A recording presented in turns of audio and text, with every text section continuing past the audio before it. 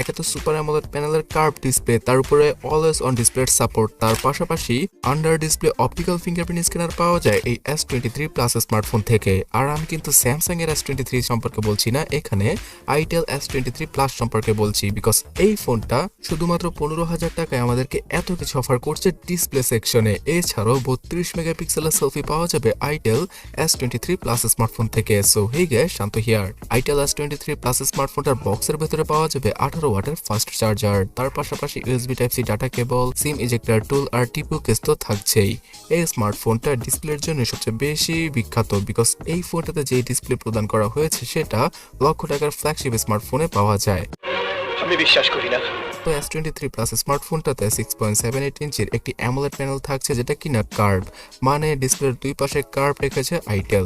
এছাড়া এই ডিসপ্লের বেজেলগুলো কিন্তু একদম পাতলা এবং ন্যারো, মানে ছোট বেজেলের সাথে আসা এই স্মার্টফোনটাকে প্রথম দেখায় দেখলে আপনার কাছে মনেই হবে না যে এটা একটা 15,000 টাকার স্মার্টফোন। তো শুধুমাত্র এগুলোই নয়, ফুল HD প্লাস রেজুলেশন, তার সাথে কর্নিং গরিলা গ্লাস 5 এর প্রোটেকশন, সবকিছুই থাকছে আইটেলের এই S23 প্লাস স্মার্টফোনটার ডিসপ্লেতে।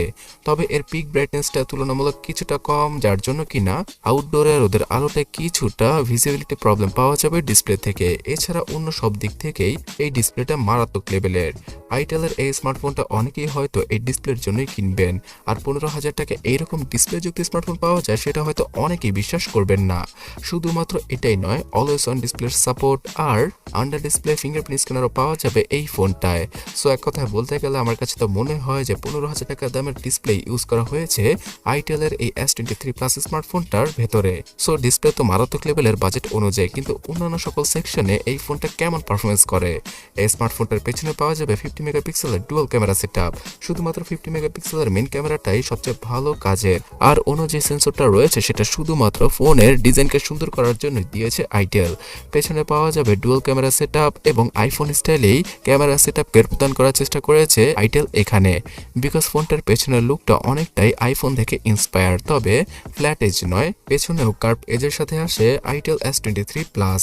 এই স্মার্টফোনটাতে পাওয়া যাবে 32 মেগাপিক্সেলের সেলফি, যার মাধ্যমে কিনা হাই রেজলিউশনে সেলফি তুলতে পারা পসিবল হবে। এছাড়া 15,000 টাকা বাজেটে এই ফোনটার মতো ভালো সেলফি অন্য কোনো ব্র্যান্ডের স্মার্টফোনেই পাওয়া যাবে না। সর্বোচ্চ 2K রেজলিউশনে ভিডিও করার সুবিধা থাকছে আইটেল S23 প্লাসে।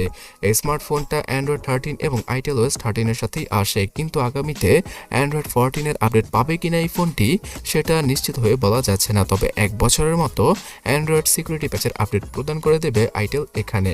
পুরো ফোনটিকে পাওয়ার ব্যাকআপ দেওয়ার জন্য 5000 mAh এর ব্যাটারিকে ইউজ করা হয়েছে, তার সাথে পাওয়া যাবে 18 ওয়াটের চার্জিং স্পিড, যার মাধ্যমে কিনা প্রায় 2 ঘন্টার মতো সময় লেগে যাবে ফুললি এই ফোনটাকে চার্জ করতে। আর একবার চার্জ হয়ে গেলে আপনারা একদিনের মতো ব্যাটারি ব্যাকআপ পেয়ে যাবেন ইজিলি S23 প্লাস স্মার্টফোনটায়।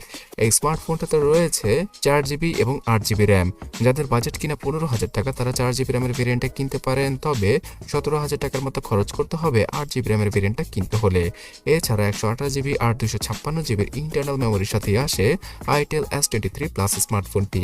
এই স্মার্টফোনটার ইন্টারনাল মেমোরি কিন্তু অতটাও ভালো নয়, সো এর জন্যই কিছুটা বাজেটের ফিলিং পাওয়া যাবে যখন কিনা আপনারা ফোনটাকে ইউজ করবেন, মানে একদম হেভি প্রেশার দিলে ফোনটা কিছুটা ল্যাগ এবং স্লো করতে পারে। তবে 8GB র্যামের ভেরিয়েন্টটা কিনলে সেখানে মাল্টিটাস্কিং এ অনেক ভালো একটা সুবিধা পাওয়া যাবে।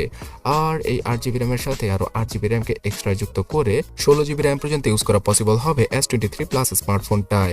এই ফোনটার চিপসেট হিসেবে আইটেল ইউজ করেছে ইউনিসকের T616 চিপসেটটি, যেটা কিনা বর্তমানে ম্যাক্সিমাম 12 থেকে 15,000 টাকার স্মার্টফোনে ইজিলি পাওয়া যায়।